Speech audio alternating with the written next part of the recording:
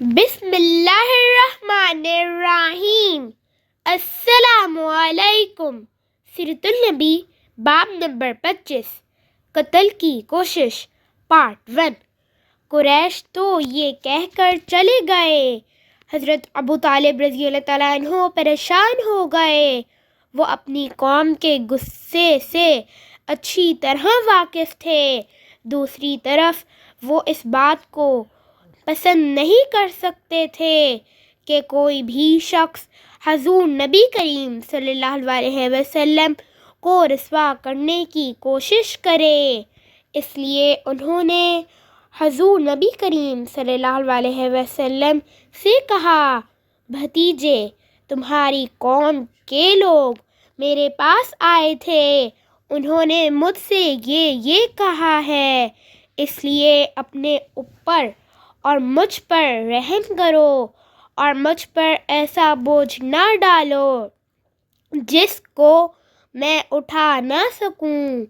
حضرت ابو طالب رضی اللہ تعالیٰ عنہ کی اس گفتگو سے نبی اکرم صلی اللہ علیہ وسلم نے خیال کیا کہ اب چچا ان کا ساتھ چھوڑ رہے ہیں، وہ بھی اب آپ کی مدد نہیں کرنا چاہتے، آپ کی حفاظت سے ہاتھ اٹھا رہے ہیں۔ اس لیے آپ نے فرمایا، چچا جان، اللہ کی قسم، اگر یہ لوگ میرے دائیں ہاتھ پر سورج اور بائیں ہاتھ پر چاند رکھ دیں اور یہ کہیں کہ میں اس کام کو چھوڑ دوں تو بھی میں ہرگز اسے نہیں چھوڑوں گا، یہاں تک کہ خود اللہ تعالیٰ اس کو ظاہر فرما دیں۔ یہ کہتے ہوئے آپ کی آواز بھر آ گئی، آپ کی آنکھوں میں آنسو آ گئے۔ پھر آپ اٹھ کر جانے لگے، لیکن اسی وقت حضرت ابو طالب رضی اللہ تعالیٰ عنہ نے آپ کو پکارا، بھتیجے ادھر آؤ۔ آپ ان کی طرف مڑے تو انہوں نے کہا، جاؤ بھتیجے، جو دل چاہے کہو، اللہ کی قسم میں تمہیں کسی حال میں نہیں چھوڑوں گا۔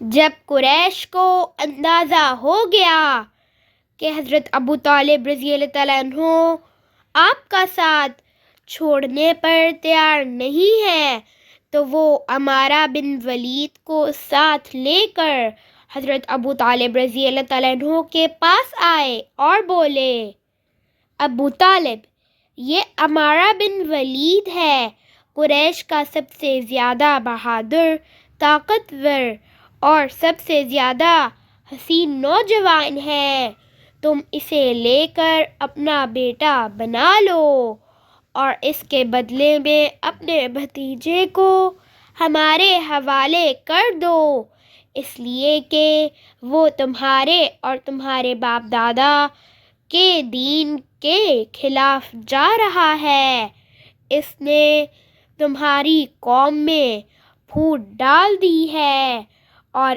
ان کی عقلیں خراب کر دی ہیں، تم اسے ہمارے حوالے کر دو تاکہ ہم اسے قتل کر دیں، انسان کے بدلے میں ہم تمہیں انسان دے رہے ہیں۔ قریش کی یہ بیہودہ تجویز سن کر حضرت ابو طالب رضی اللہ تعالیٰ عنہ نے کہا، اللہ کی قسم، یہ ہرگز نہیں ہو سکتا۔ کیا تم یہ سمجھتے ہو کہ کوئی اونٹنی اپنے بچے کو چھوڑ کر کسی دوسرے بچے کی آرزومند ہو سکتی ہے؟ ان کا جواب سن کر مطعم بن عدی نے کہا، ابو طالب، تمہاری قوم نے تمہارے ساتھ انصاف کا معاملہ کیا ہے اور جو بات تمہیں ناپسند ہے اس سے چھٹکارے کے لیے کوشش کی ہے، اب میں نہیں سمجھتا کہ اس کے بعد تم ان کی کوئی پیشکش قبول کرو گے۔